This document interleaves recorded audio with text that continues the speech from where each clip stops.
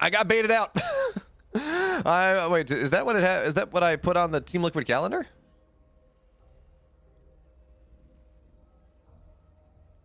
I guess there was a production mistake. Okay, we're fine. It's gonna be Gerald Ryung happening, Special Prince happening, and MaxPax Cham happening. I guess this maybe is from replay. I don't know. Your caster got baited out. I was very confused. But Special versus Prince. This is also a fun matchup.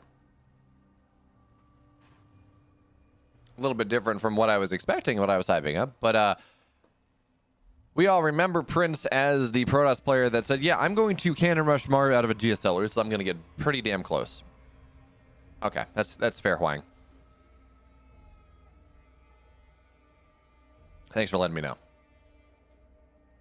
I was really excited about MaxPax Ryung because their styles actually match up in a really exciting way. So Ryung is this player who he positions really well.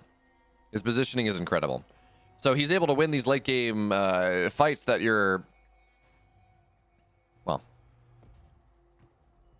he's able to win these late game fights that you don't really feel like he should win just off superior positioning.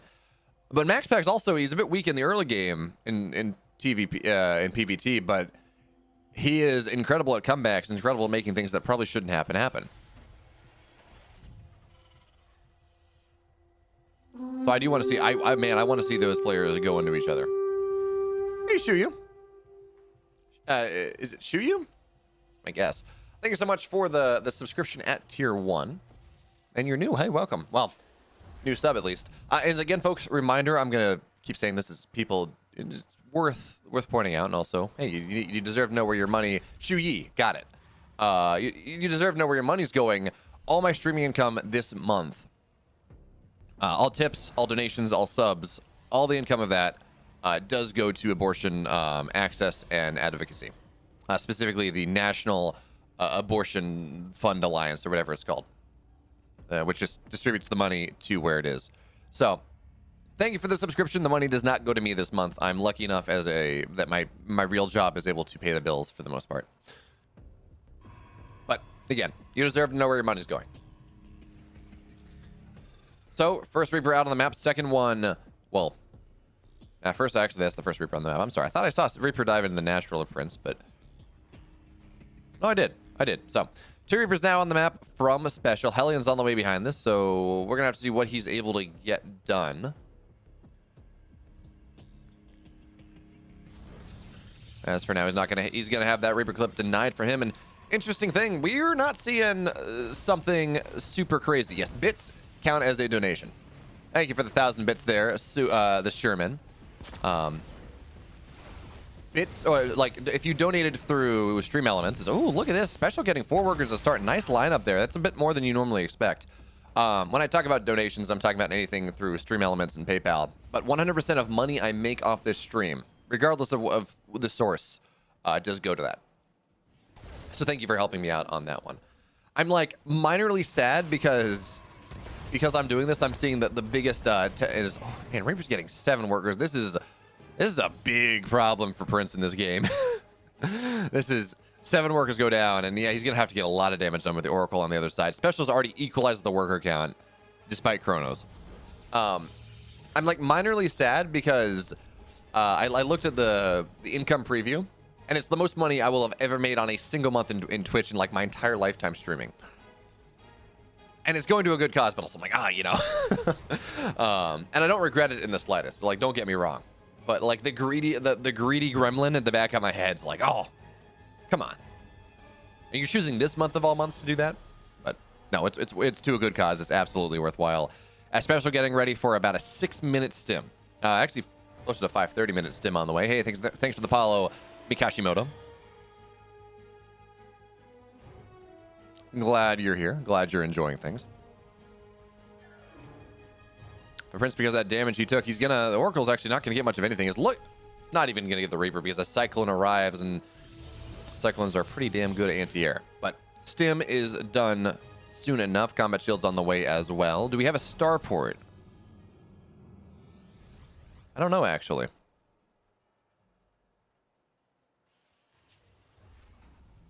Special is so good.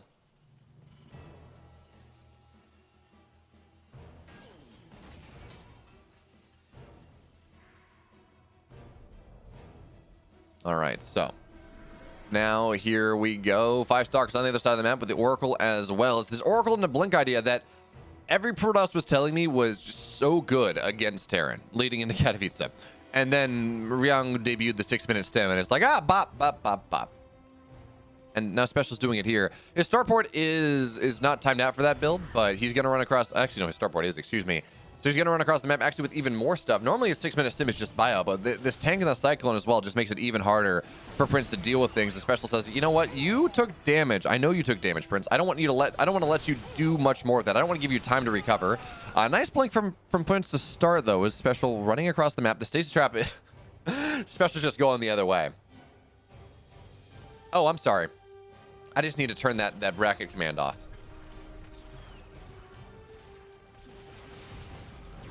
Not sure if that works, but anyway, the bio's going to stim on in. Stalkers on the backside, they're going to try to knock this tank down, but yeah, they're going to get it. SCV's pulled for the push, but shield battery is now dead. Bio is going to find their way onto the third base, and I think this third base just dies. There are enough Marauders here to knock the pylon down really quickly.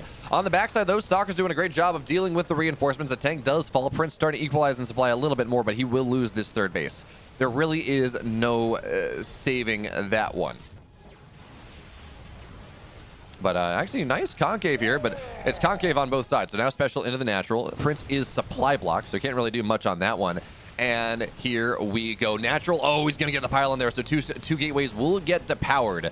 And I don't really know what Prince is supposed to do at this point. He can't, like every Stalker, the Stalker harassment is great. He's going to kill off, or Stalker control is going to be great. He's going to kill off the rest of this, but 24 workers go down. Prince supply block till the end of the earth. Special takes game 1. Also, hello there, Estrella. Because there is a chance that really a lot of our matches in the last week, good job schedulers. Team Liquid versus the Freaks to determine maybe who is the last team into the playoffs. DBG versus Kaitza for top 2. Envy is less impactful versus Good Game Gaming. GP versus Shopify, but PSISTORM versus Alpha X as well.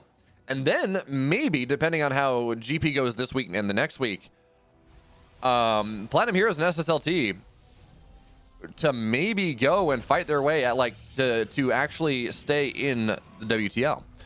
Because I think I said earlier that Platinum Heroes I said yesterday that Platinum Heroes had beaten SSLT. That was not true. Platinum Heroes, who did they beat? I forget. They beat Team GP, actually. So while tiebreakers are head-to-head is the third tiebreaker after points in map score, you know, maybe there's a shot. Good Game Gaming loses a bit. Maybe interesting, but yeah, WD Zeppelin, Special just, I mean, he got 7 probes early. It's not a lot to say beyond that. His harassment early game just made it so that Prince could never enter the mid game, and he tried to find other ways, but it didn't really work out for him.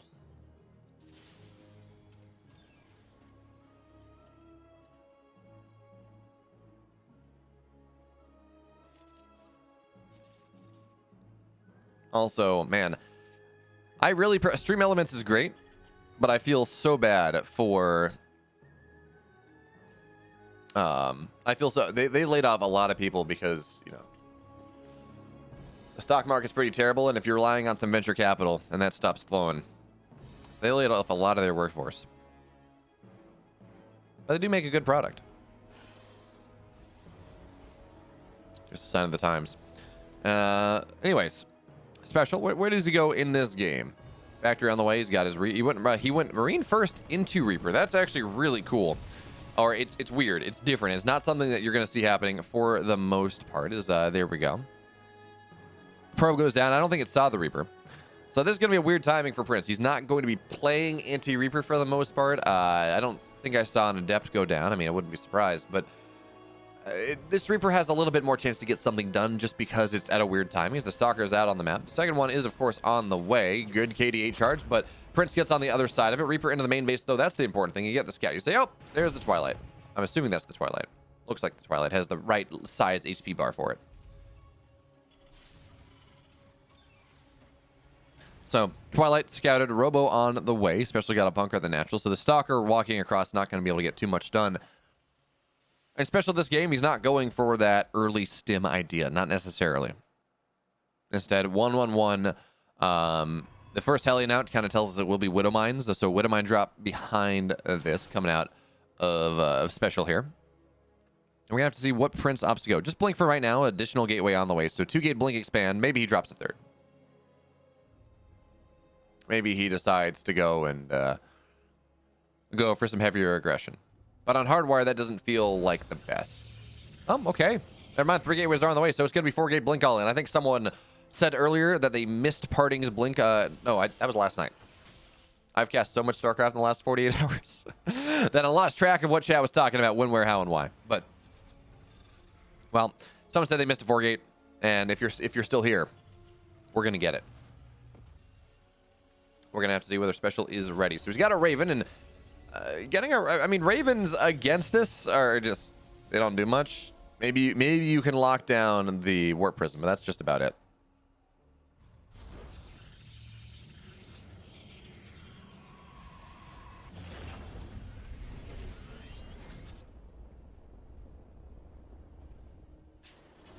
All right, so 3 racks on the way here. Stim is getting started, but it's not going to be ready by the time Blink is done. So the whole goal for special right now is to sustain, to survive. And with Widow Mines on the way, actually Widow Mines are an interesting solution to Blink timings, because yes, Widow Mines, they go off and they die.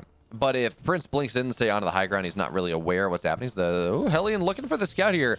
He sees 2 gateways, and he's going to look to the north side. Yeah, he's going to see all 4. So he knows exactly, if Special didn't know previously, Special now knows exactly what the game plan is by Prince in this game. He saw the 4 gateways, he saw the Stalkers on the map, and now we're going to have to see how well he can defend. For now, no tanks on the field. In fact, I don't know that there's a tech lab on his factory. We're going to have to see. Please show me the entire factory. We're not going to see it just yet. There is a Widow Mine drop, or excuse me, the Raven on the other side trying to make something happen here, and it's just Marines in this bunker. So without Blink, the Stalkers can fight around that one for quite a while. A couple of SCVs go down to start. But we're going to have to see how much damage the Raven gets. Really, that will validate a lot of this. There's a tech lab here, so one where, yeah, I like this. I wish we saw more players do this, actually. You put an auto turret down on both sides of the mineral line, and then whichever way they go, you do lose workers. So 6 workers go down, Special with an economic lead, with a worker lead here. Stalker's really not able to find their way in. And by the way, folks, Concussive Shells is done. Stim is done in 5 seconds. The Stalkers, this 4-gate timing is, well, it's it's against a bunch of stimmed bio now. That is not what you want. You want to be able to do damage and really define the game state before stim is done. But Prince was not able to do that. So now he's trying to find a little bit of damage, but trading army for army, again, at this point, you're very happy with that one. Well, Mass Blink's back. Prince is, you got to deal with something else. And here comes Special onto the other side of the map. 3rd base on the way for Prince. I don't know that he's going to be allowed to keep this. He's got Colossus on the way as well, but that feels, again, kind of aspirational.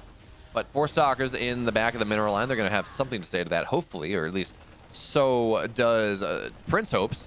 But the Marines here, they're going to get a little damage to the Warp Prism. I wouldn't even mind seeing Special just build a single Viking to force this back so he can run across onto the other side of the map. But he's not going to do that just yet. And the first Colossus actually is going to get out.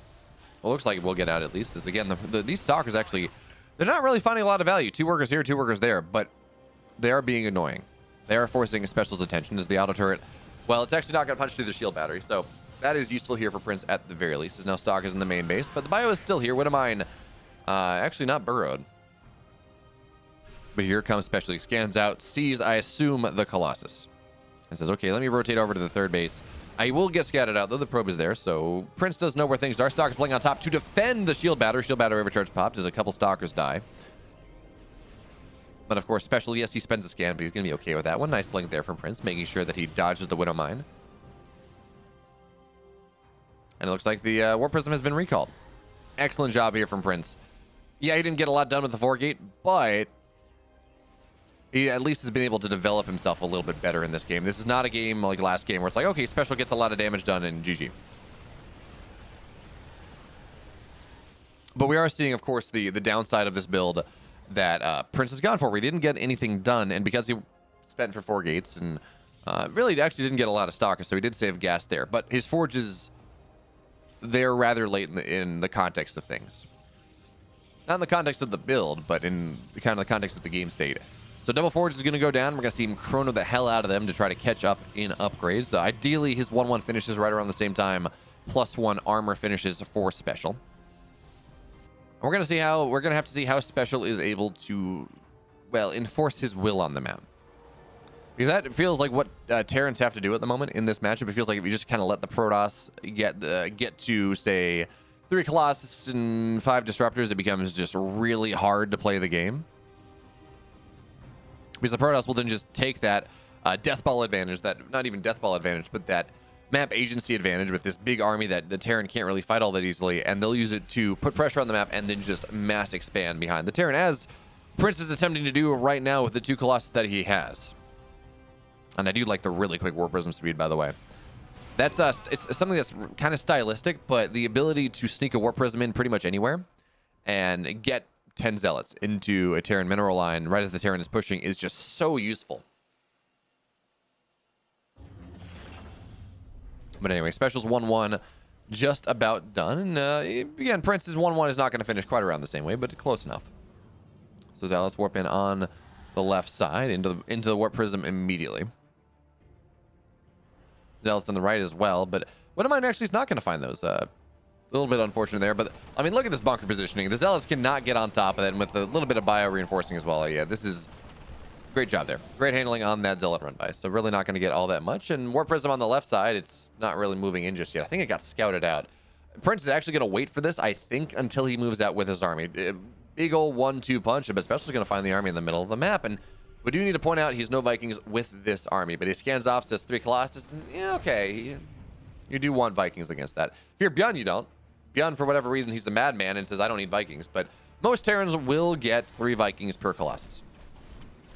As Zealots get dropped off, we can just see how quick that Warp Prism is, but here come the Vikings as well. Disruptor shot number 1 will not land, and the Vikings, they're finding their way on. It's not quite 9 Vikings, but it's 7. That is pretty close enough here, especially as the army of Prince is just on the run. So the Colossus are not fighting. One is actually going to get disabled anyways. Shield Battery Overcharge doing a nice job here, keeping things alive. We need to see Special target that one down. He does. Right side of the army gets it. 1 Colossus falls down. Second one that was disabled is staying alive until the Vikings knock it down. Zealots running on forward as it's 2 fights here. Special, he's only fighting the Zealots. The Colossus are not doing much of anything. Disrupt shot from the backside. Well, it's not going to get all that much either. Special just runs away from it. He's opened up a 50 supply lead at this point. More and more Zealots, of course, running into the army. But the Stalkers, yeah, they're fighting too, but it's all about the big units in this army. And the Disruptors, they missed their shots. Only 1 anyways. And sure, Zealots with 1-1 against Marauders are pretty nice, but we have Ghosts in this army as well. We have Marines behind. And yeah, big, decent Disruptor shot. Vikings, actually, they're even going to dodge it. But this 4th base now from Special should just go down. I don't really see, there's not much saving it. There we go. Special knocks the 4th base of Prince. He finds himself up 50 supply. Most of it's in the army. And life has gotten a whole lot harder for our Team GP Protoss player.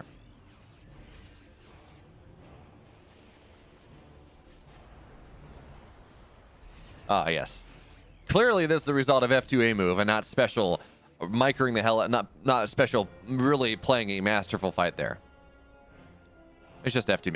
It's just a move, guys. It's just the fact that Terran is Imba versus Protoss. All right, now Disruptor shots, they're going to go off. If you think that Terran is imbalanced versus Protoss, please tune into a Hero Marine stream, and I think you'll hear a different story. Anyway, so DT's on the other side. They're going to try to make... I don't even know. They got a lot to do. They got to make stone soup. But the stone they have is actually... It's not even a rock. These rocks are too expensive for Prince right now. It's a clump of dirt that's baked in the sun, and he's going to try to make stone soup out of that one. But 10 SCVs go down, and now we're starting to be able to afford a nice, not a cheap stone. And drop on the other side of the map here. It's not going to get all that much done. Disruptor is going to force that out.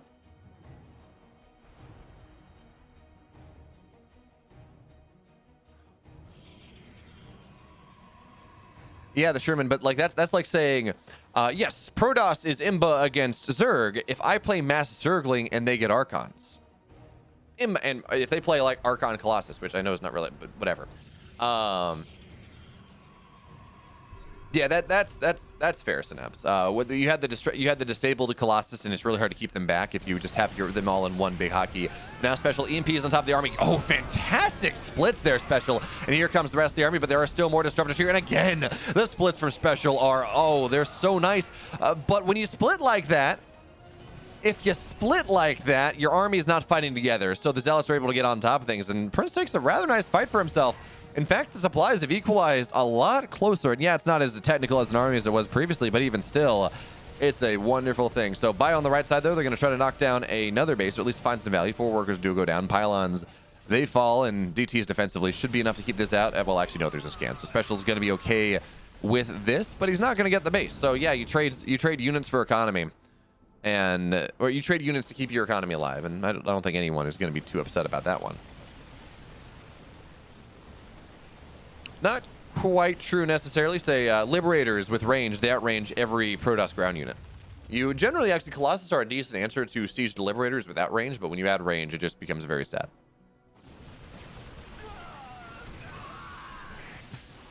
69 Devin, dude. I'm not really sure what.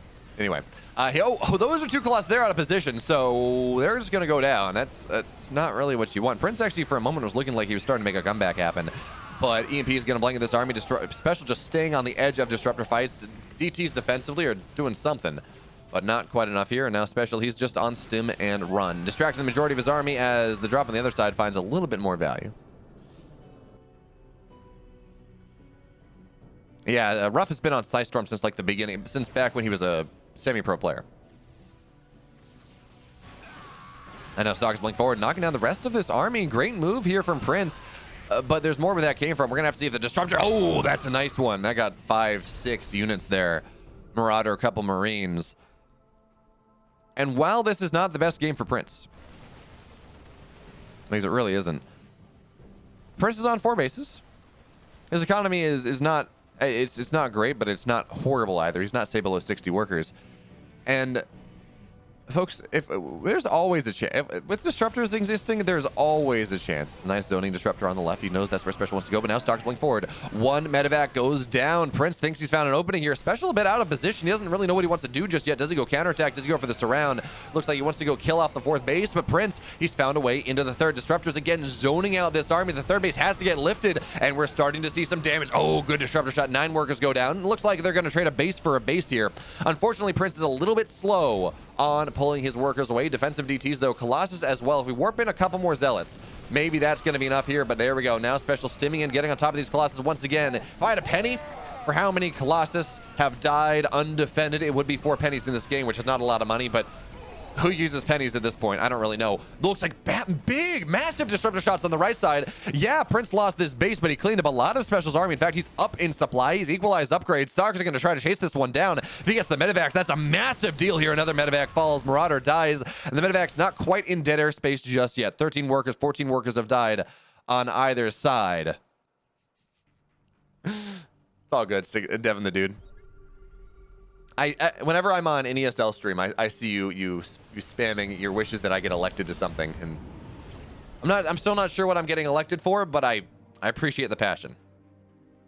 It's not the Koreans, it's Chinese. So it's 163 and 173, and those numbers are correlated with, or they have the name of the Chinese publisher. So they just make it so people cannot misrepresent themselves. Now, the disruptor shot number 1 does not land. Good, decent Widowmine shot. Disruptor on the left, not Special, just hot picks up there. But Prince, this is probably his best opportunity to make something happen. Big shot. 3 Marauders do go down. But now there's only 1 disruptor here. A bunch of bio again. Prince, massive shot. And now Widowmine drop on the backside. He's going to try to get on top of the Colossus, but the Colossus is firing strong. Nothing's getting on top of it here. More Archons. They're finding the way on in. Special, he's below 100 supply at this point. And folks, Special's led 99% of this game, but he's now down 20 army supply. And it looks like Prince has made a miracle happen. He made the soup out of mud, the soup out of stone as he wins his way into the main base. So much of this army is damn low, though. So you got to be careful about that one. He's got to stay out of the range of the Widowmine as well. That's going to kill another Archon. He's going to not be able to find his way onto the high ground just yet, but this Colossus is just raining hellfire from above, but the shaft is starting to fall down. Has Prince overcommitted here just a little bit, but okay. Yeah, that's what he needs. More Zealots are going to find their way on in, but the Colossus, it does fall, but here come the Zealots. The Marauders, they're so damn low. Special's got to run away. He's got to pick up into the main base once again, and we have to remember, folks, Special is on 5 bases. Prince, not quite nearly as much, but Special only on 40 workers. Prince does have that 4th base up and mining. And he's lost all of his tech.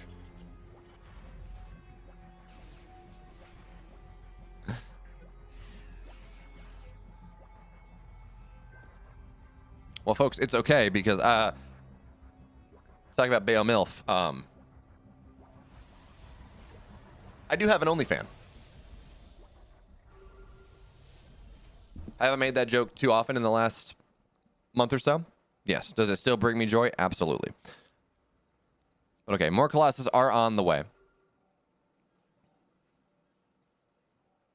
As now Special, he's up a base on Prince, but he took a lot of damage in that last fight. That being said, Prince did...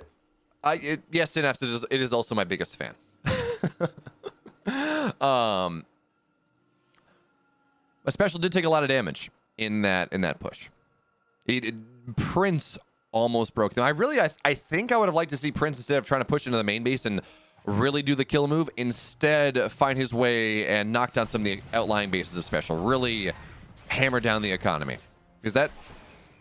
I mean, he did get a lot of economic damage done. A couple more workers do fall. Actually, getting mules is really impactful at this point. The DTs, they're going to be able to blink away from the scan. And even scans at this point, they're expensive. 200 minerals when... You're only... Well, actually, no. Special's been able to rebuild his... Oh, not again! That is, what, the 5th Colossus? Yeah, it's the 5th one that has just gone down undefended because it's mismicroed. And every time it feels like Prince is trying to make something happen, he's got a comeback on the way. He just loses a Colossus like that, and it's like, oh, no. Because, again, Prince... Well, Prince does have his 5 bases, too. He does have his 5 bases, but he's not probing. He's only on 58 probes. Meanwhile, Special's building himself back up to 72. DTs. Oh, Special's not really reacting to this. He's going to scan out now, but Stalkers... Well, actually, I'm sorry. Those are DTs. They blink backwards, getting a decent amount of Special's army. Good swipes from the Colossus as well. And it feels like this game where... Oh, man, Prince got so close.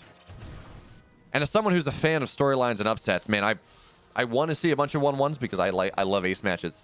But it feels like at this point...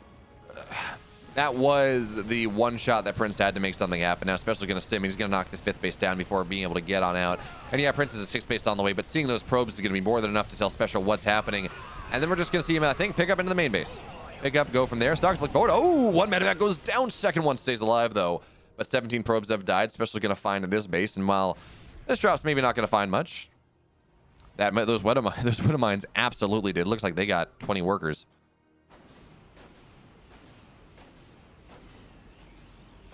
Yeah, go. Yeah, the Sherman. Graduate my PhD and just run and don't use it at all. Just go straight for Congress.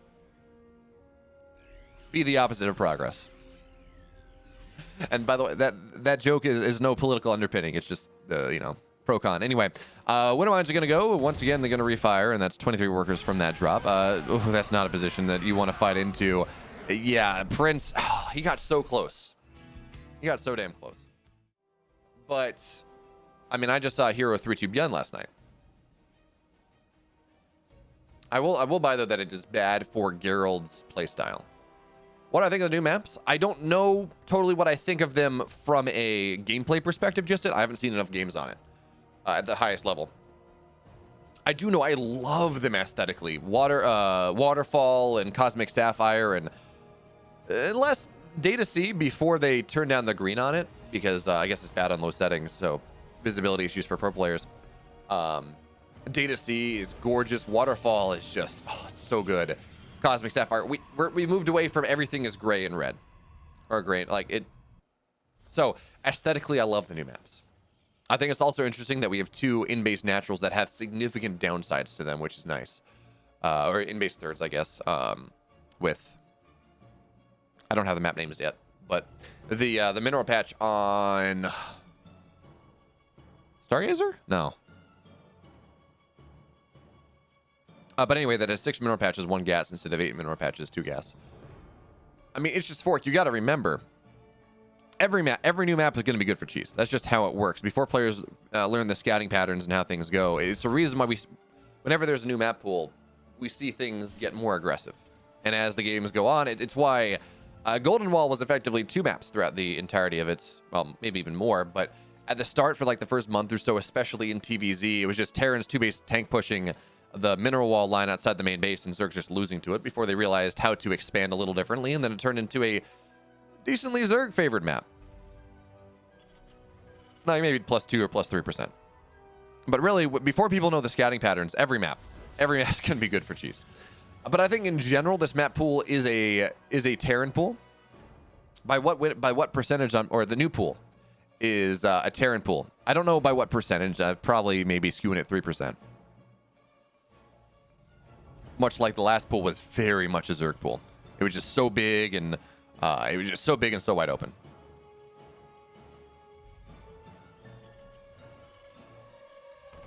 Anyways, probe finds its way back in, and the Marine's going to kill that off. But it gets a secondary scout. Says, "Okay, well, see your natural. See you got a factory on the way. No, it's not a 2-1. No, it's not a 3-rack. That's useful. That is good to know."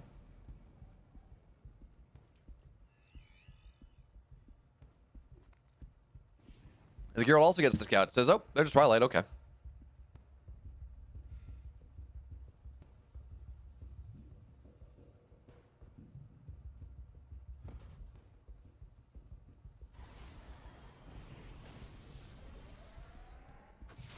What was I doing? That's what I was doing.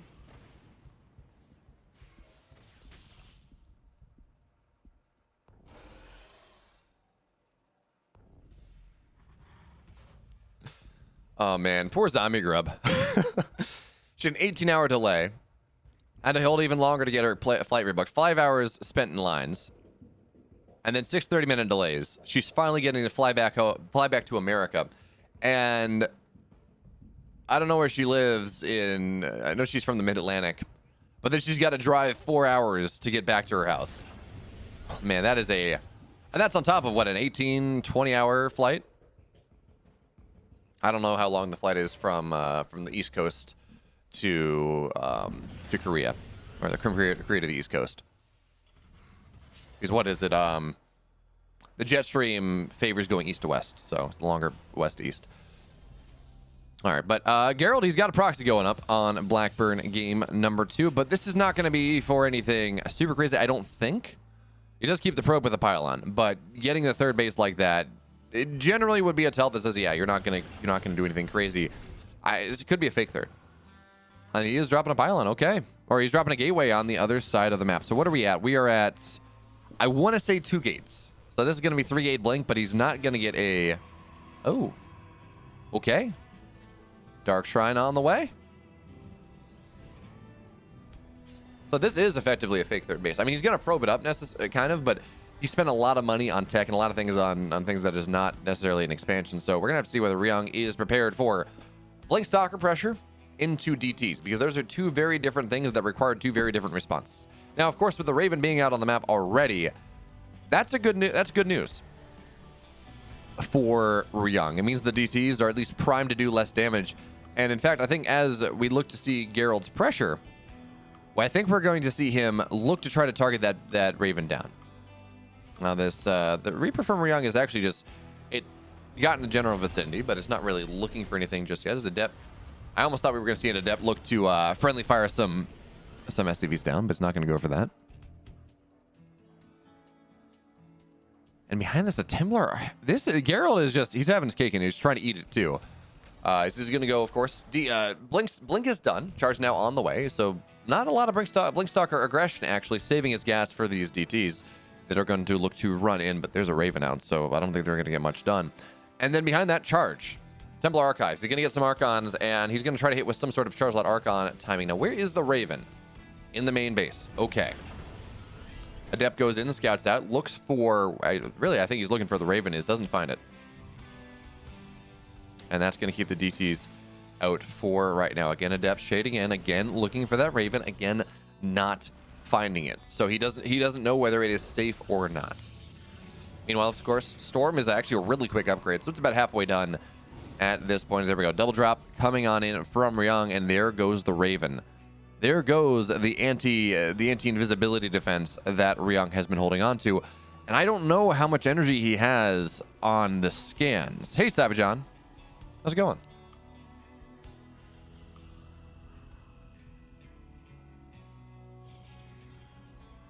Okay, double drop into the main base here right now.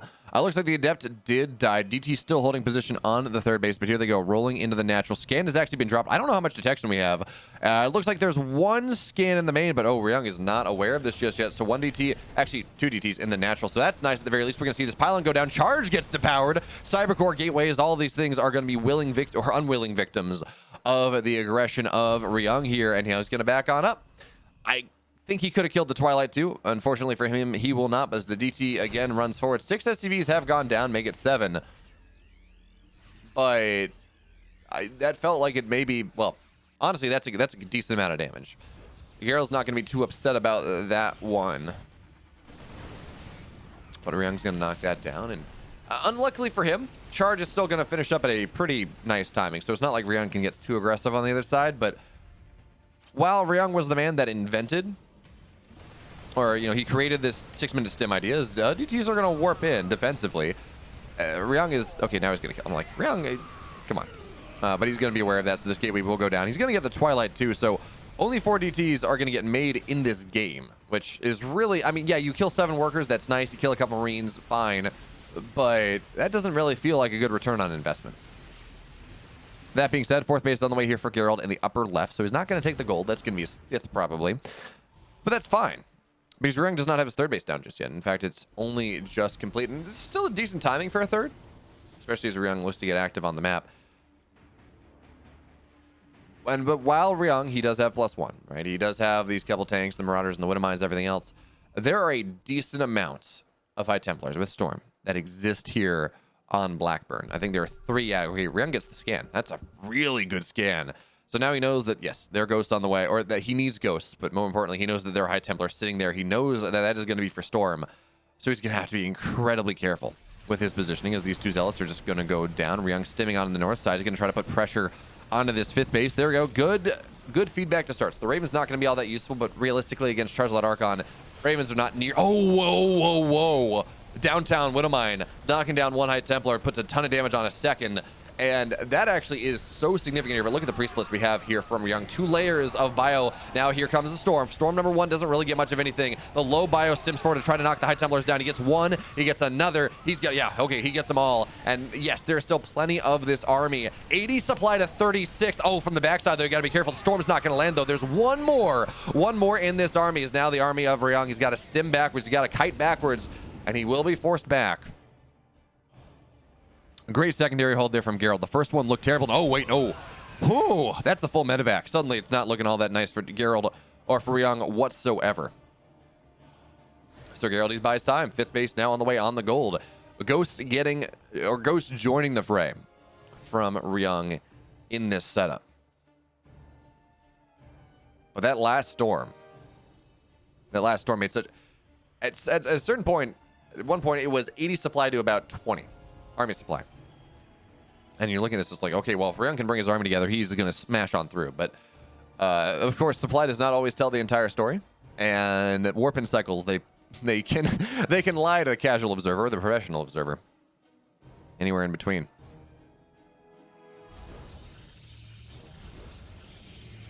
So, Command Shockwave is about halfway done. Scan on this base. I guess, I imagine Ryung is just looking for High Templar count. And he does see that there is 1. That's really kind of the big deal. But Bio's going to go find this 5th base, actually, what it is now. And Marauders can actually kill this. So I don't imagine that... Well, Gerald's going to try to keep this up. Oh, big... Decent Widow Mine. Dark's blowing out just in time. Meanwhile, the Marines are killing off 9-10 workers. So, yeah, there's a gold, but it's not really mining right now. Even as I say, though, Ryung is down significant economy. 58 workers to 73. Down to about 15-20 workers. Drop... from earlier is finding a little bit more. Shield battery overcharge does get popped, but Ryung doesn't really feel capable of really finding the damage he wants. This is Blackburn. It's so easy to turtle Blackburn out. I'm not going to say it is the most defensive map, because that title goes to Pride of Altaris with no questions.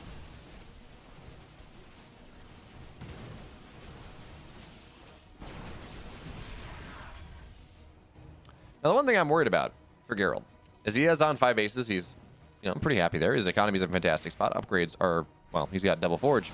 is the fact that he hasn't really transitioned just yet. So this army that he's made that is fantastic against a sub 150 supply Terran, now that Ryung finds himself at almost 180 supply, it's a little bit scarier.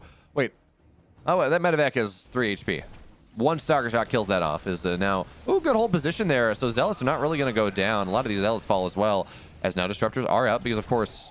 Oh, I guess we had one robo, so triple robo from Gerald in this game. That's pretty cool. And WEB as well. So 2-2 now on the docket from Ryung as he builds himself into suddenly a 40 army supply lead. I guess he took some big Widowmine shots, and the zealots going down will make that happen. But Gerald is in a pretty happy position, at least economically. He's mining almost 4,000 minerals a minute. Thank you, Gold Base. Thank you, 82 probes.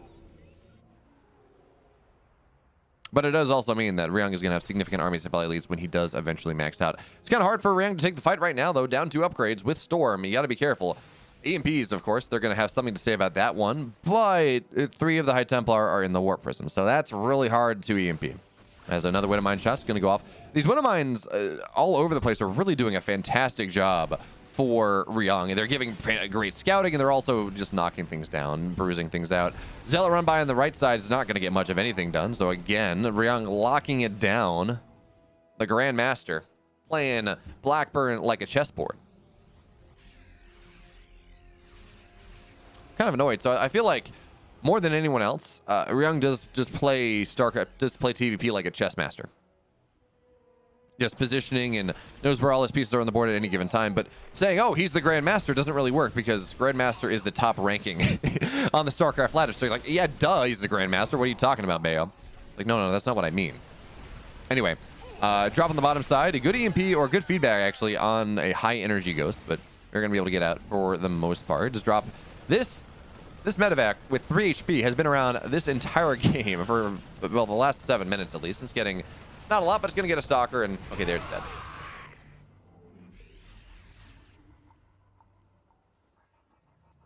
But now upgrades have equalized. 3-3 is going to be on the way for Ryung soon enough. As soon as his +2 armor completes, he's going to get that +3 armor on the way.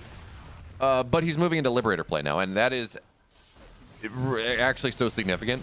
If anything, I would have liked to see him do it earlier, because with the focus on disruptors and High Templar, you get Liberator range, it means a lot. But now, okay, stalkers that you need. Ryung knows he uses the blink, so he's going to blink back here. Another base does go down, so Gerald now kind of trapped on 5 bases, which doesn't. Oh, woe is you, trapped on 5 bases. But the Terran's taking his 5th, and if you're playing the style that Gerald is playing, you do need to stay a base, 2 base up. It really does play like the economic scaling is very much like a Zerg in ZBT. In that idea. But okay. Ryung is now moving out to take his gold. That's his army north side. It's going to be able to run away from things. And with extended Liberator range on the way, Disruptors and High Templar are just not nearly as impactful. You can kind of fight it before you have range, but afterwards it becomes really problematic. You're decent splits right now. Look at the surround actually coming on in. Disruptor shots north side, but that is a bunch of Disruptors spent for not too much gain. Good splits as well. But Ryung realizes he can't chase much further. The army is too separate. So while he did force all of the Disruptor charges out, he wasn't really able to chase down because they would have reset, and it becomes problematic. Going up high ground and into Disruptors with charges resetting feels bad. So almost a beautiful move there for Ryung, but not quite. So instead, quad medevac on the bottom side is here comes Gerald. He's trying to make something happen. Zoning Disruptors just make sure that Ryung can't really find his way on the high ground just yet. But of course, good scans, they can solve some of that one. And Ryung does lose out on gas, but quad drop in the main base. 2-2 bio. It says a lot to say about anything. So we're going to have a really small recall, actually. I don't know that is going to be enough, even with the upgrade lead. EMPs on the north side. They're going to knock down. Well, actually, they're just going to make it so the Disruptors can't get what they want. Ryung, is he going to target? He gets the Archons, and that's going to be that. Not going to get any of the upgrades. And he's gonna find a Warp Prism. I couldn't tell if that was a next level play from Ryung to try to warp in some stalkers and snipe the medevacs, or do something else. But I would love to see resources lost at this point. At least it does feel like Ryung has been trading fairly well, but just a little bit worse. I mean, that's just how this works. The Liberator is 6 at a time now, and with Lib range, I mean, you have to change the way the army works for Gerald. He's building Void Rays. I don't know how I feel about that.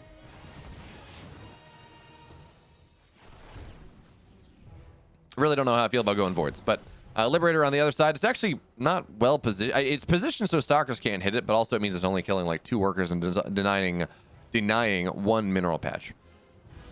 Okay, so somehow stalkers find their way over there. I guess they were trying to deal with the drop, but a couple of them will go down, and now carpet about the stalkers, they're going to go down. Marauders are terrifying things. 3-3 also done here for our Terran players. On the other side, a bunch of zealots are actually going to find this planetary. And because it's only 12 mineral patches, or 6 mineral patches, not a ton of SCVs, but the repair is going to be good enough anyways with EMPs, with everything else. Not a single SCV, well, okay, maybe some SCVs die at the end, but not a single SCV going down from that one for the most part. And now Ryung is up 50 supply.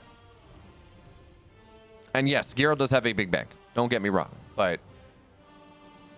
Well, actually, that is just about what it is, because Gerald is trying to rebuild his army, increase the complexity of his army. We now have Tempest on the way, another Dark Shrine coming on down. Storm's dropping on top of the Liberators, but it takes more than that, as we do see a couple High Templars start to fall. And look at this position the Liberators have built for Ryung. It's so hard for Gerald to attack into that whatsoever. So leapfrogging on into this base that Gerald's been trying to take for a while now. And he's mined a little bit out of it, but not a ton. And oh, the Tempest, they're under threat. They're just not being microed because there's all this pressure on the other side of the map. But shield battery, or not even on the other side of the map, just a little bit away. But shield batteries are going to keep the Tempest alive for now, as again the base does fall. Liberators shelling away at all of the disruptors as 2 do go down. And now the hot drop into the main base from Ryung. He understands that the transition is happening, so it's a bit vulnerable. Oh, the bio drops on top of it all. Liberators, they siege up on top of everything. There's no way you're fighting on into this one. The Tempest number 1 goes down. Tempest number 2 falls. Disruptor shots on the high ground by Ryung. He's just going to run away from things. And this is such a problem for Gerald right now. All the disruptors are going down. Well, actually, their shots they've been mostly spent. Actually, the Liberators, they do go down to the end. But Ryung... he's remaxed. So much of the army of Gerald died. And what was a 6K 4K bank? Gerald's bank has been cut in half. So too is Ryung's, but when it's 6K 4K, so you spend 3,000 minerals, 2,000 gas, that is a lot more expensive than, say, spending about 1,000 minerals and less gas.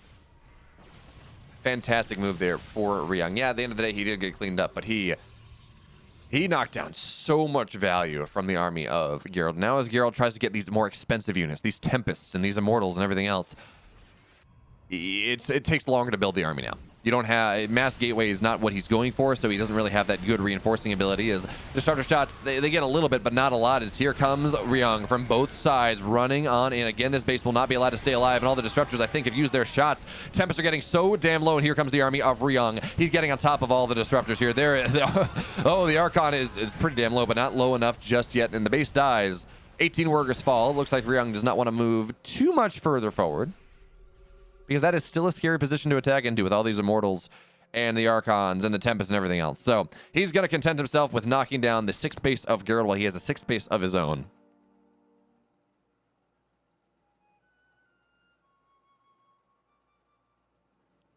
And now we're going to have to see what he can do. Oh, big EMPs across the entire army. And now the Zealots again. Ryung micros forward, gets the Zealots charged, and then goes back, and now he's going to target down all of the Disruptors. They're down. All the splash damage is dead.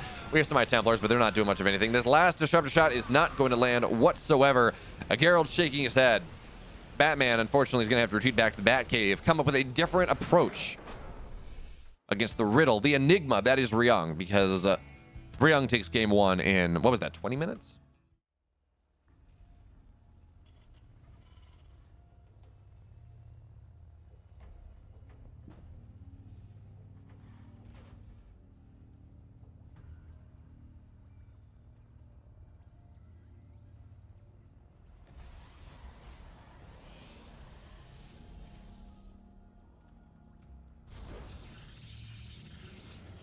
Okay, so where do we go in our second game here? It's Hardwire. It's another big map.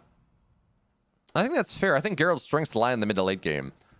Unfortunately, also, Ryung's strengths lie in the mid to late game. And the fact that they had Ryung and Gerald sitting as right around the same power level, I do agree that Ryung, his TVZ is pretty abysmal. And in fact, it is... I don't even know that I would put it pro level necessarily, but his other 2 matchups are just godlike.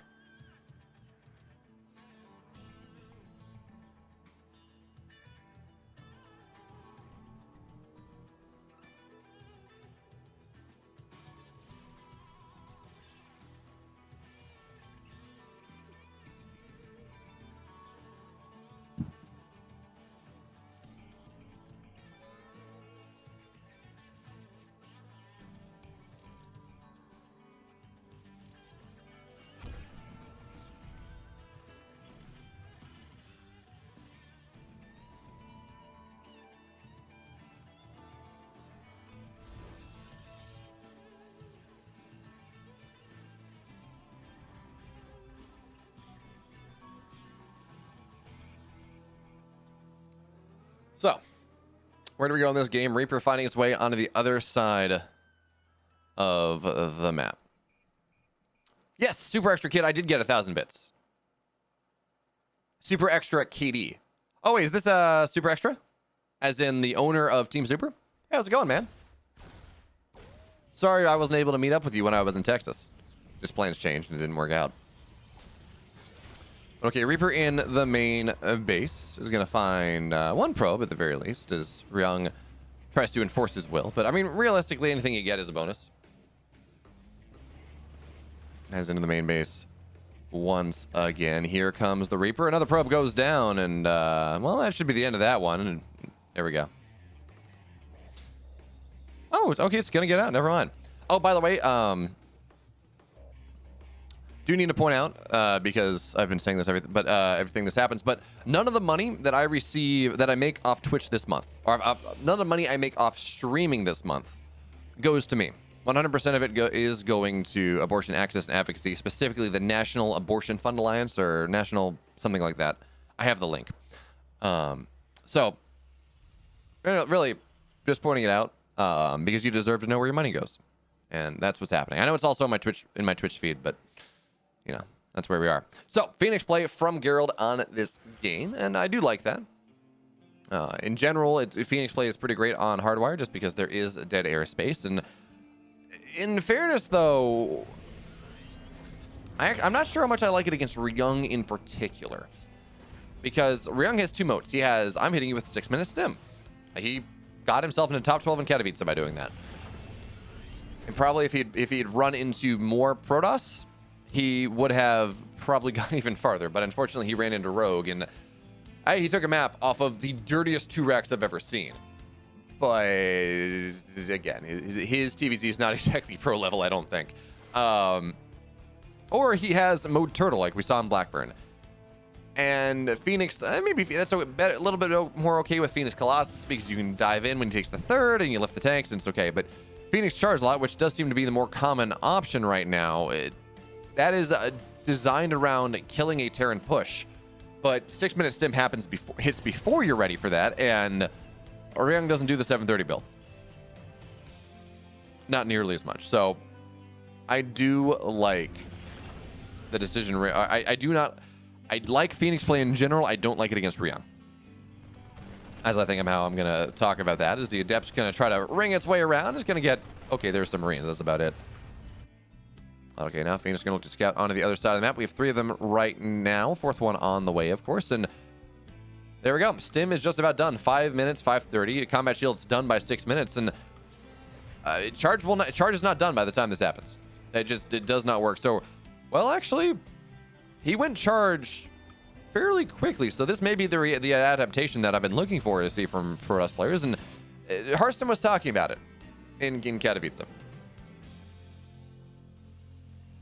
Hearthstone was certainly talking about it, but yeah, I don't know. I feel like I haven't seen that all that much, but charge actually will complete, I think, by the time this army of Ryung runs its way onto the other side of the map, and gateways are being made. So Gerald, by being a little less greedy with this build, I think he actually may be prepared to defend. But are those SCVs being pulled, or is that just the second clump of his army?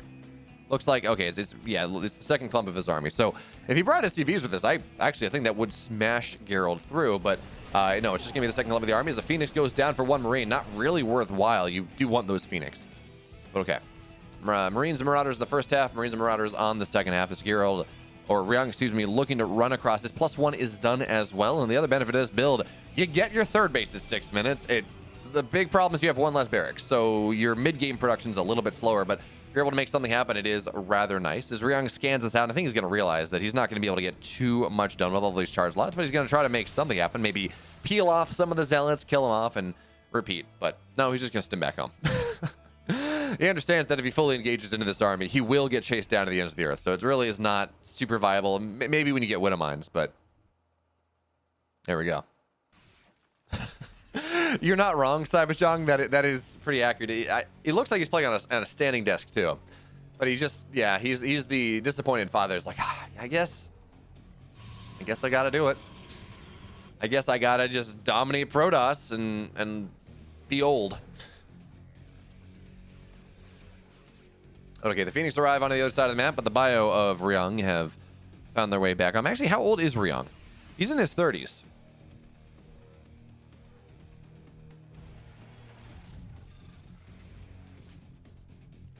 Ryung was born 91. He is 31 years old.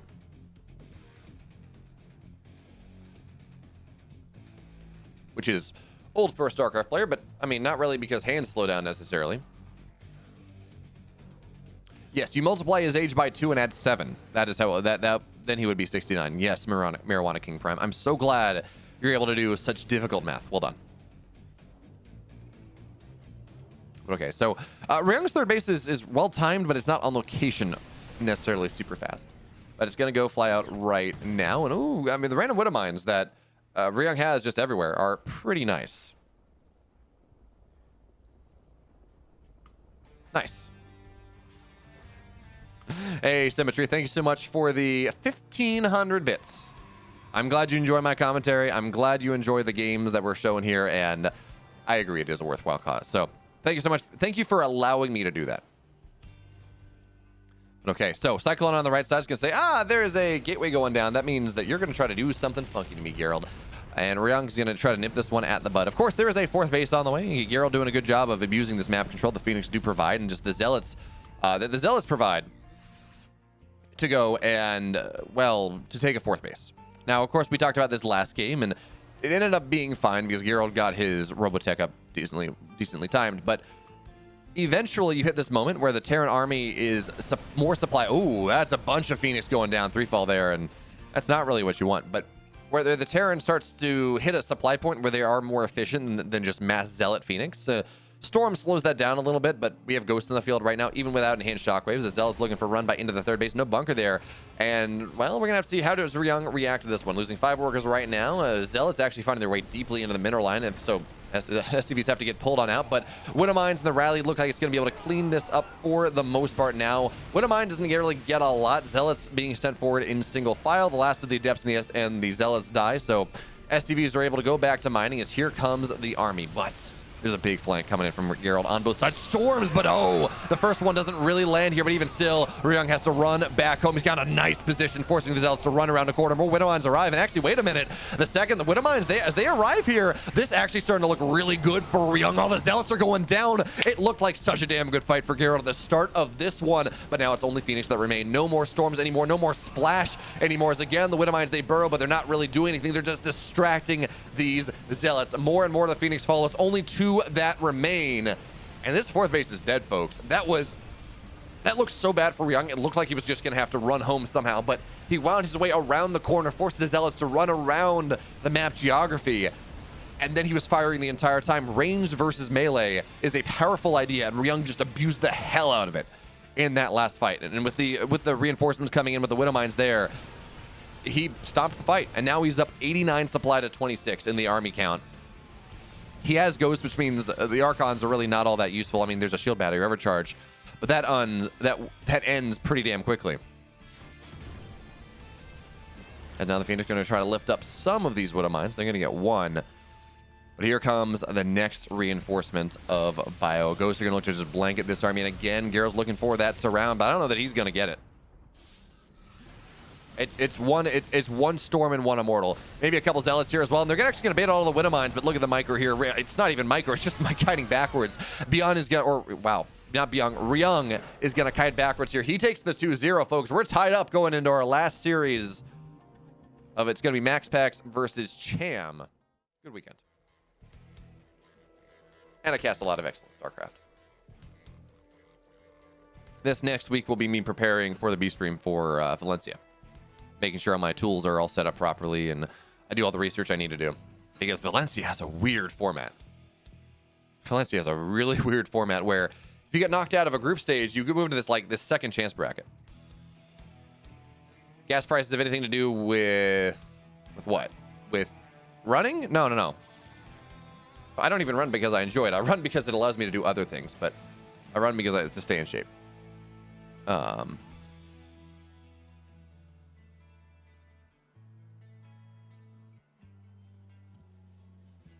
I mean, I love living in the middle of nowhere. Well, not quite the middle of nowhere, but relatively urban middle of nowhere. I mean, it's a small town. That's fair. I mean, JWV Goethe.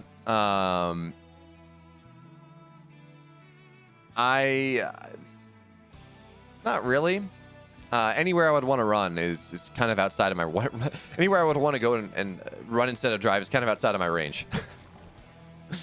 But I'm kind of happy. I found out that there is an Ultimate Frisbee League that I missed up the signups for the actual competitive game, or the actual league games on Wednesday nights. But they play pickup every Monday at 5:30, pretty close to me. The only downside is EPT North America starts at 7. So I'm going to probably go play for an hour tomorrow and then run back, take a shower, scarf down some food I have in the fridge, and cast StarCraft. But that makes me happy.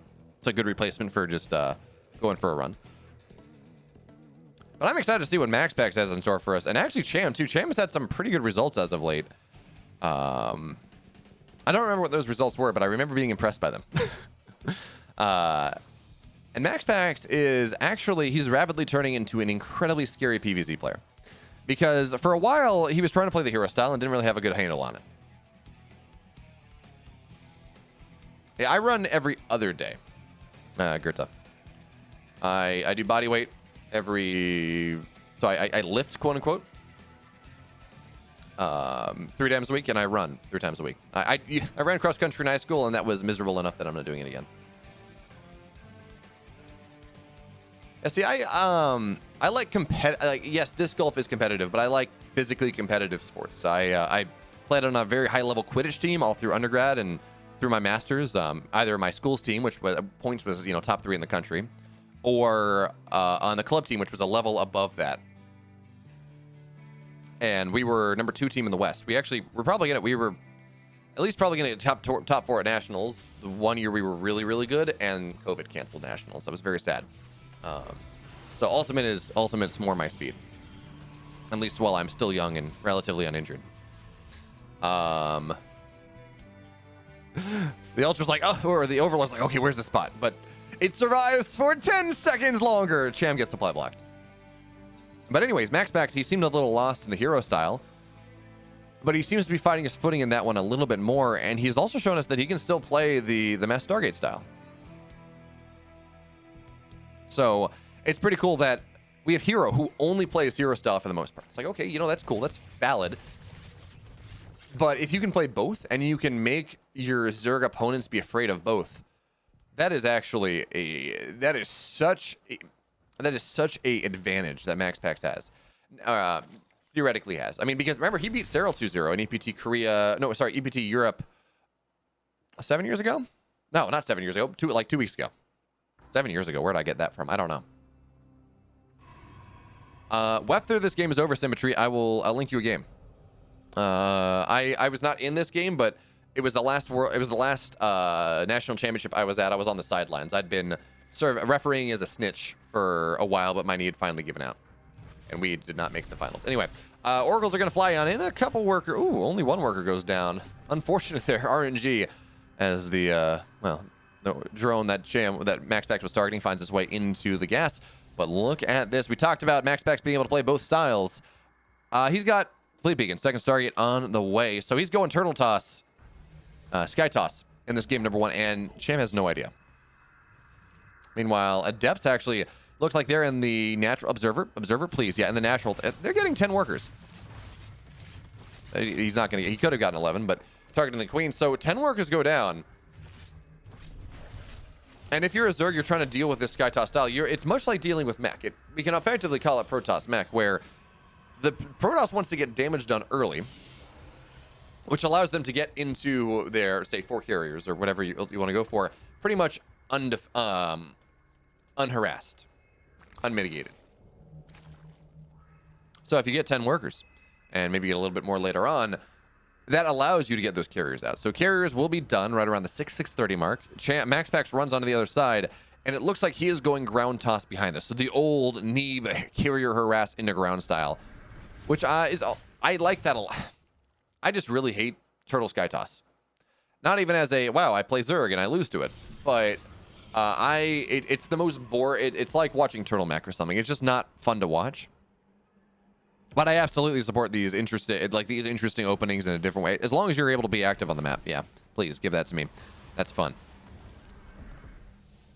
But anyway, Cham now, he scouts that there is a carrier on the field, so Spire going down, but a little bit, feels like a little bit too little too late, as now the carrier's onto the other side of the map. How many queens do we have? That's the big question. Critical number is just about 7, right, for both, just like you would be dealing with battle cruiser place. They're 4, and yeah, it looks like about 7. The spores are all going to uproot themselves and find their way onto this 4th base where MaxPax is looking to get aggressive on. Now, Hardwire is not a map like,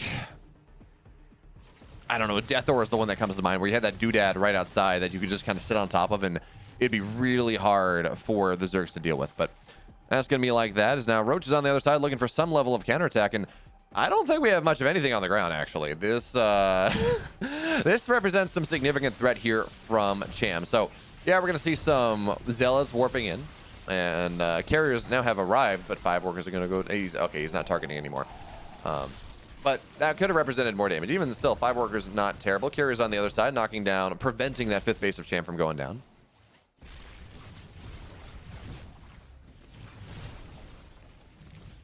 As the carrier's finding a little bit more carrier harass. I mean, it feels really weird, but if you're trading if you're trading interceptors for drones, you're taking a really positive trade.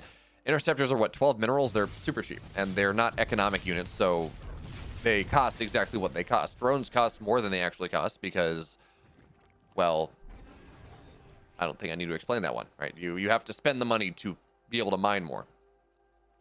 Last straw I can say, wish we see more Tempest in the meta. At the start of the patch, Classic was playing a lot of 2 Stargate Tempest play to deal with the Hydra busts that were happening. But as we're starting to... We don't really see the builds that Tempest builds deal with. We're not really seeing that all that much. But Corruptor's now on the field as Oracle's looking to find a little bit more. Cham had got his 5th base on the way now. Carrier's only denied it once. But MaxPax has his 4th, and his supply is rather enticing. Charge about halfway done, or actually, no, it's just about done, excuse me. And with the Disruptors getting added on in, Cham is reacting pretty heavily to the Sky Toss, as well you need to. But that is 1, 2, 3, what is that, 10, 15 Corruptors? More on the way? Yeah, he's reacting to this as if this is a big Sky Toss army. And there are 4 carriers, so that's fair, but this really is all about the ground that MaxPax is doing. He's got Disruptors more on the way, he's got Archons, charges done, +1 attack done pretty soon. And we're going to have a moment where we have more and more Corruptors being made. I think we're going up to like 25 Corruptors, where they're dead supply. You look at this, you say, Cham is up significantly in supply. Okay, cool. He's going to find that this 5th phase gets canceled. But MaxPax is already rotating on the ground. He has 2 Disruptors, so the Queens are going to get just murked. And now we will see, well, Oracle's going to go down, but Archon's sitting right around the dead airspace that the Corruptors look to own.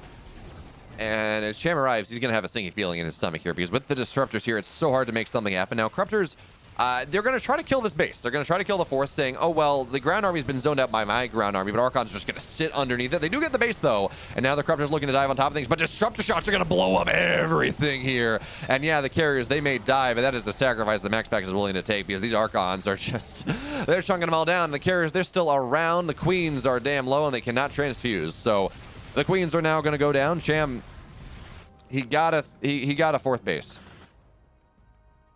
Technically, he got a 5th base too, but I don't know if he gets the 3rd. Maybe that's a little bit better. Stalkers have warped in. They're trying to kill this off, and we are starting to see them heat on up. So it looks like this 3rd base will go down, but I don't know whether Cham is going to be able to defend the counterattack. So MaxPax is on effectively 2 bases, but this army is terrifying.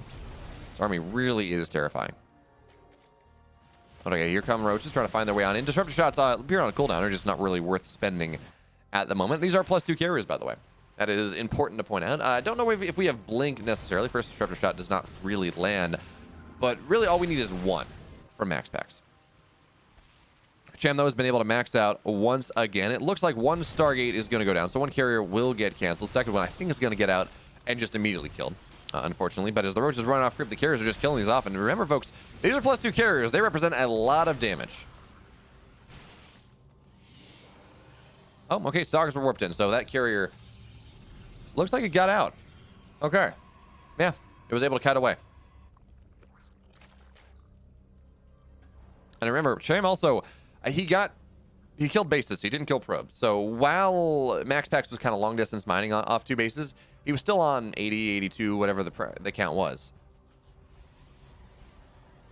So his economy was never truly in the dumps. I mean, it was delayed, sure, but never really in the horrible spot as Disruptor Shots zoning out. And again, the Corruptors are trying to dive on top of these carriers. One will go down, but Archon's underneath them again. They say, no, you don't really get to do that, bud. Looks like he may get he's not even going to get a second carrier. And now the carriers, they reign supreme. Disruptor Shots. Ooh, that's a bit of a missed micro there. Cham, he's going to be happy about that. One more carrier does fall. Cham actually swarming his way out of this 5th base. And it looks like he will be able to knock it down. Because the Disruptor Shots, man, MaxPax could have had a big one, but he didn't really quite micro it properly.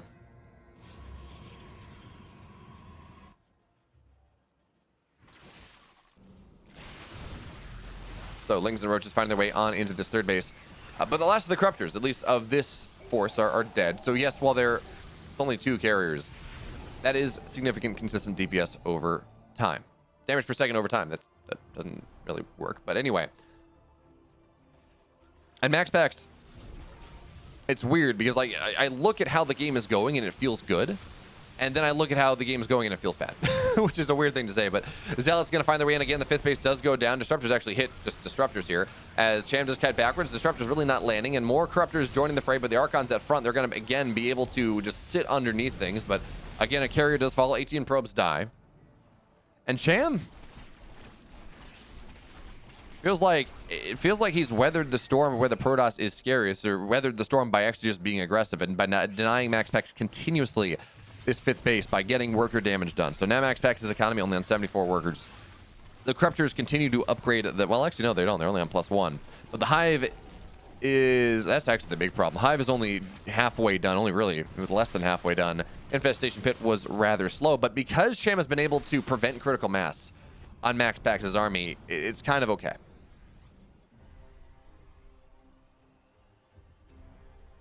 Also, Last Rock, thanks so much for the follow. But okay, +3 ground attack on the way for MaxPax. Blink as well, and it feels like Blink has really been the thing that's been missing in this game to deal with the Corruptors. But Blink now finally on the way. MaxPax has secured his 5th base. And that's, well, I say that, and then Corruptors show up once again, but without anything to buffer for them necessarily, they can't do all that much. But now we got the next level of tech here. As Zealots, they're going to find that there are a bunch of morphing mains. I don't know if we have Baneley speed, actually. But +1 melee, halfway done. And Corruptors, again, they continue to shark around looking for value, but with Stalkers here and with +2 bonus damage to armor, the Corruptors, they don't really want to take that fight. So Banelings, actually, yeah, this is not, there is no Baneling speed. It's just the Banelings there look to crashing through, the goal is to crash through static defense. And here comes the army of Cham once again. Does MaxPax have what it takes? He's finally been able to max out, or, you know, close enough for government work. And Zealot run by on the other side, getting a little bit of Hero Queen will fall.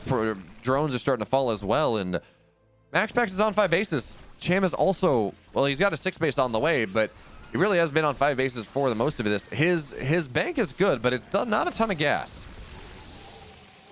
And yes, Hive is done. The only thing he's spending it on right now, of course, is Adrenal Glands, is for those cracklings, but no Vipers, nothing like that just yet. And I worry that Cham has locked himself into too much mid-game tech. Hey, the Voster. Thanks so much for the follow.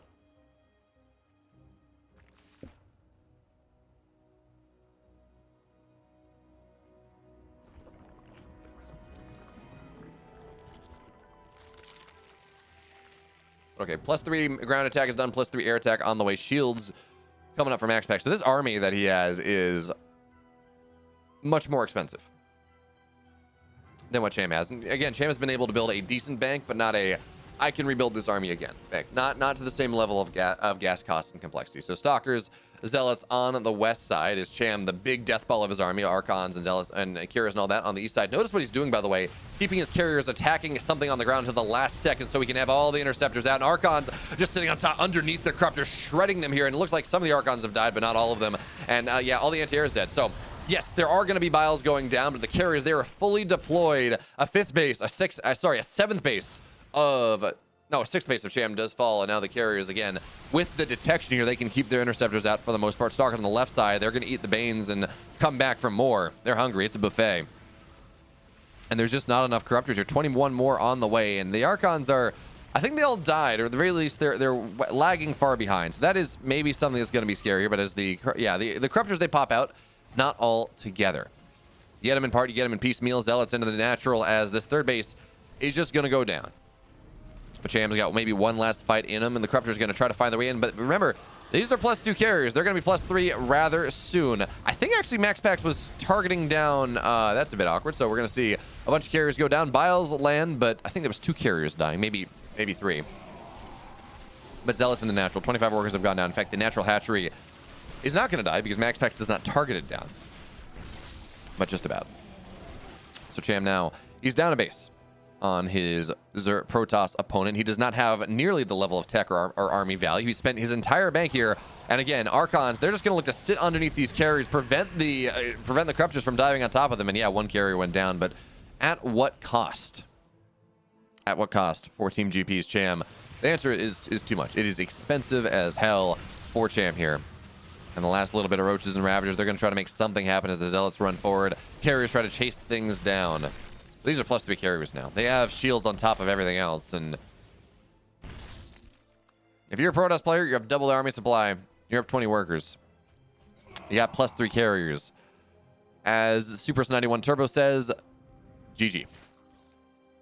As Springland 7214 says, not looking good for Cham, because you were yelling, so I had to yell too. That's how that works.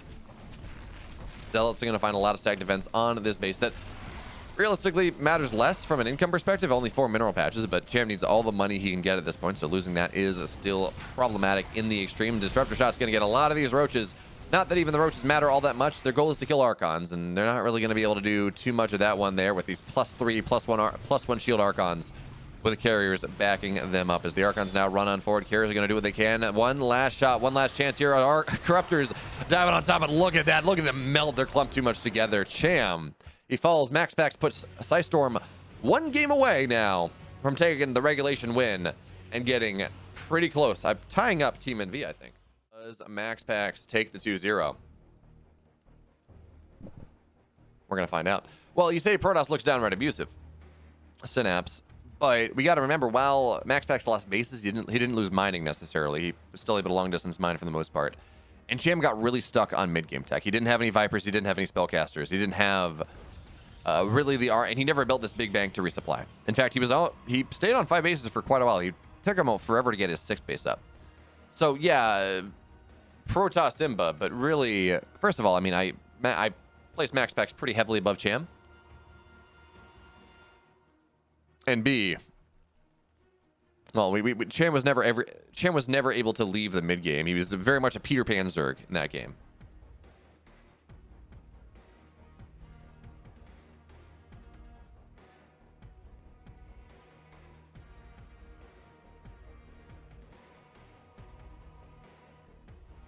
Yes, being ahead and winning the game looks abusive. You are correct, Synapse. I was super late. Yeah, that's the problem with Zerg or ZVP, and it seems like we're getting less there because we're just not seeing the style that MaxPax did as much. But that's the problem. We have these top tier Zergs. We have Dark, Raynor, Serral, and Rogue, and maybe Solar if he's on, but he hasn't looked on all that much lately. And you're like, wow, Zerg and they're winning everything. It's like, wow, Zerg is broken. And then you realize that there is, you look at Europe, it's like there is no one. I mean, I guess there's Lambo and a Laser, kind of. They are significant tiers below. They would, Serral at his height looks just, he can't lose against Protoss, whereas a Laser or Lambo, absolutely.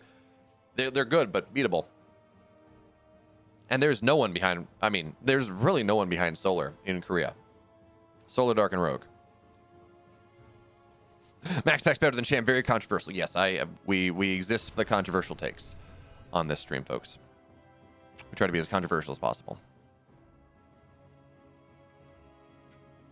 But yeah, that really is the problem. Zerg played at the highest level is so strong because it leads into RTS fundamentals the most, I would argue, where it's just all about trying to be as greedy as possible until the last second where you have to go and you build stuff. So it relies on it is a race that a good player can benefit from the most, I think, right? In terms of if you have really good game sense and map control and map vision and scouting and just game understanding, you will benefit from it more than anyone else. But on the flip side, it's probably the hardest to master. So there's a reason why you have these top players that win everything, but like no one else wins anything. But okay, MaxPax glaive build game 2. It's Curious Minds. We shouldn't be surprised. It's funny. Part of it is just because the third base is hard to take for Protoss, but this map is to the point, at least with European Protoss, where I see PVZ and it says, "Ah, yep, well, okay, they're gonna play glaives." I can tell you this before the game starts. Hey, Ildelf. Are you? No, that's Delft. Never mind. Yeah, I'm so happy that Stu is back. I mean, I know he might feed into the Zerg hegemony and foster another couple years of, oh, Zerg is broken. But I mean, who doesn't love Stu? How can you not be romantic about Stu? I am so excited to see Stu get another second place, especially if it's second place to Hero in the GSL. But anyways, this is Adept all in, by the way, not Adept pressure, not 4-gate. As we're going up to 6. This 6-gate glaive's coming out for MaxPax, and he's going to try to make find a lot of value. Now, Roachborn is not done. Actually, I don't think there are a lot of Lings on the map right now, but Adepts, they shade back because, well, the War Prism's not ready just yet. The gateways are not done. That's, of course, what MaxPax is really waiting for here. Just pairing off a couple Lings to start is always going to be nice, but oh, does he find this queen? No, he does not. In fact, big surround here on top of the Adepts, but not a single one goes down. He had that one timed out to a science. And as more Adepts join the fray, we're going to have to see whether Cham can make something happen here. Actually, Cham on a... I got to assume that MaxPax has a Stalker on this wall. This wall is not going to go down. So there's just a bunch of Lings that are not really able to do all that much.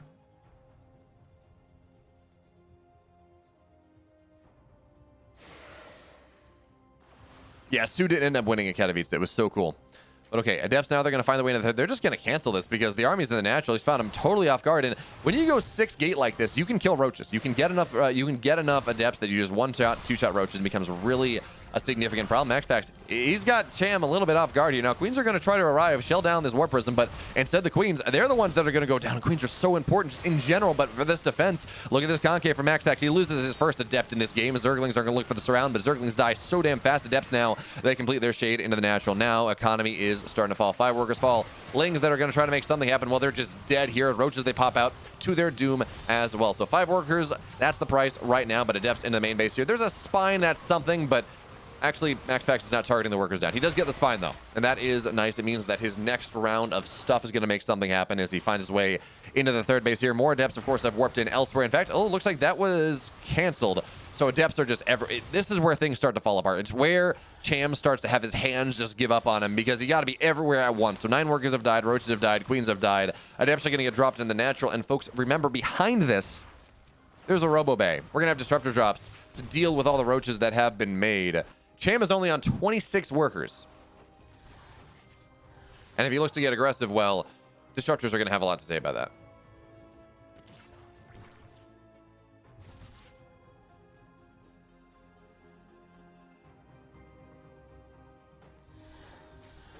All right, so more Ling. Yeah, I mean, Cham is going all in off this. He's on 26 workers. He's taking too much damage.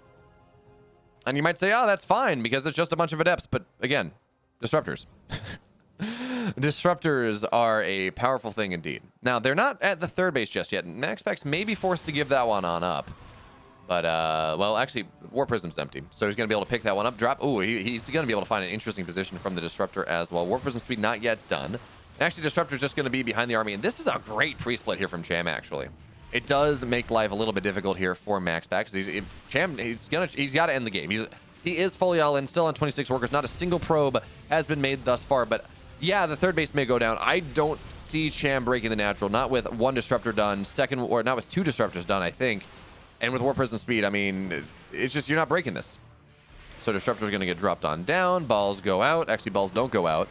And, well, Adept's going to go on forward here. We're going to try to make something happen. Cham's going to try to make something happen here. Disruptor actually not going to land. A little bit of miss micro there from MaxPax. Going to not get anything. And now there are no disruptors. And now it's a little bit harder to find your way up the ramp. But MaxPax is ahead in army supply. Cham has started to drone up behind this. He understands that he's probably not going to break this position. He's going to have to content himself with a dead third base and maybe some dead production structures. But now here comes the War Prism once again trying to blow pretty much everything up. Cham with a pre-split, but even still, it's just forcing him back. It's actually so cool what MaxPax is doing. He's not even sending the shots off for the most part. He says, I don't really need to. Ooh, that's a big shot. And Ravager goes down. Roach goes down. He gets a little bit more on the right side. But now with the Immortal here in this army, MaxPax marauding across. He's the supply lead. Files are gonna land, actually. And hey, Cuddle Bunny, thank you so much for the follow. Hope things are well. And enjoy your meeting, Synapse, but of course you don't hear that. So someone in chat tell Synapse that I told him good luck on his meeting. But okay, here comes the army of MaxPax. Once again, Cham is supply blocked. He's got a lot of lings and a lot of roaches, but not enough. Not nearly as much as, say, what MaxPax has. And Adepts are going to find their way in the main base. We talked about that spine going down being important for earlier on. Well, we're seeing that be useful here because now the Queens are the only thing that can distract these Adepts, and MaxPax is targeting against that. More and more Stalkers find their way on in. Folks, we are on the cusp of a MaxPax 2-0. We are on the cusp of a PSISTORM 4-2 as they are going to be able to overtake Team Envy. I think they're going to be able to overtake Team Envy in this game. The natural falls. The army of Cham is just, well, there is not one. It's a sleevey here. MaxPax 2-0. And now, PSISTORM 4-2. I believe that means PSISTORM did leapfrog Team Envy. 17 points to 16. Freaks at 15.